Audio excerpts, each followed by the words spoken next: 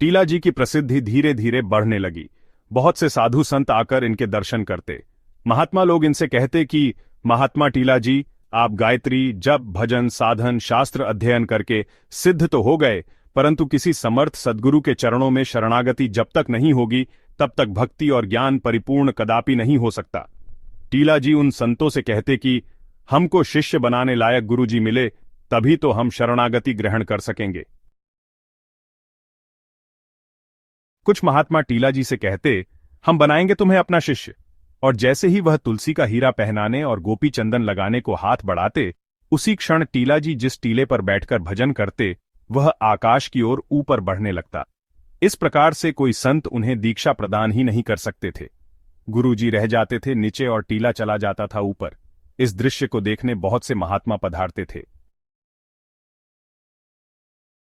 एक दिन संतों की टोली विचरण करती हुई गलतागादी जयपुर पहुंची।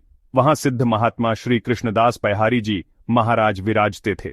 संतों ने पयहारी जी से कहा, महाराज, एक नया नया ब्रह्मचारी योगी है, बहुत बड़ा तपस्वी है, सारी सिद्धियां उसे प्राप्त है, ब्राह्मण कुल में उत्पन्न हुआ है, भजन तो बहुत करता है, परंतु इस भारतवर्ष में कोई महात्मा ही नहीं है जो इसे अपना शिष्य बनाए।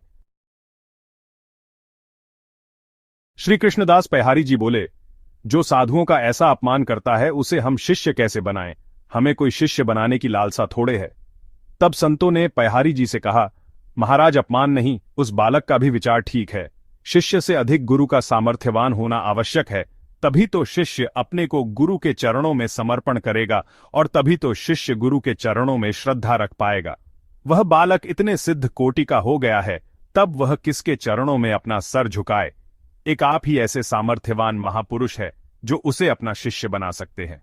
उसे उचित मार्गदर्शन मिलने पर वह स्वयं का भी कल्याण करेगा और समाज का भी कल्याण करेगा। श्री कृष्णदास पयहारी ने संतों की प्रार्थना स्वीकार की और संतों सहित टीला जी के पास पधारे। संतों ने टीला जी से कहा कि यह महात्मा आए हैं तुम्हें अपना शिष्य बनाने।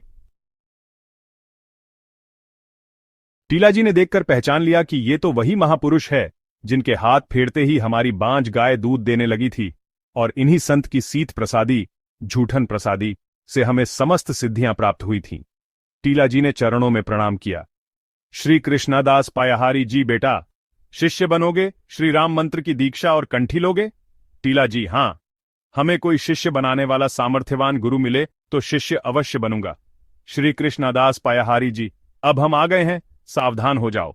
जैसे ही पयहारी जी ने आचमन करके चंदन हथेली पर घिसना प्रारंभ किया, टीला बढ़ना शुरू हो गया।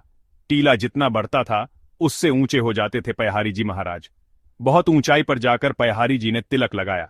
फिर जब तुलसी की कंठी पहनाने गए तब कंठ बहुत चौड़ा होता गया। श्री कृष्णदास पयहारी जी, ठहर जा, ठहर जा, ऐसा कहते ही सिद्धि ठहर गई। टीला जी ने अपना पूरा समर्पण पयहारी जी के चरणों में कर दिया।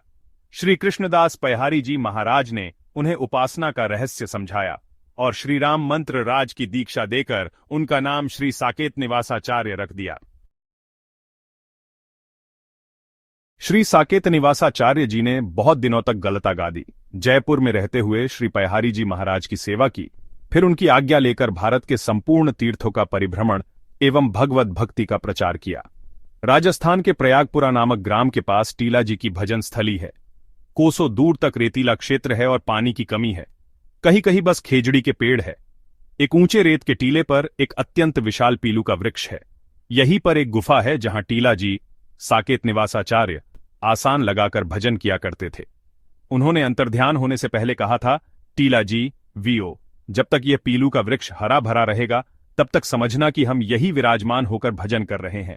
जब यह वृक्ष सूख जाएगा तब समझना कि साकेत निवासाचार्य टीला जी साकेत श्रीराम का धाम पधार गए। आज भी टीला जी और उनके गुरुदेव श्री पयहारी जी सहशरीर विराजमान है। अधिकारी पुरुषों को आज भी उनका दर्शन होता है। श्री टीला जी की गृहस्थ एवं विरक्त दोनों परंपराएं प्राप्त होती हैं। दोनों महान सिद्ध संत हुए हैं।